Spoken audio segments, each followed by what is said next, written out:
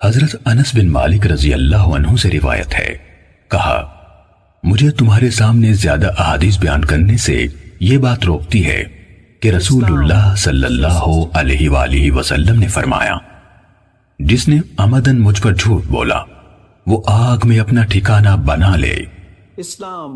صحیح مسلم حدیث نمبر 3۔ قرآن و حدیث کی سب سے بڑی موبائل ایپ اسلام 360 مفت ڈاؤن لوڈ کریں۔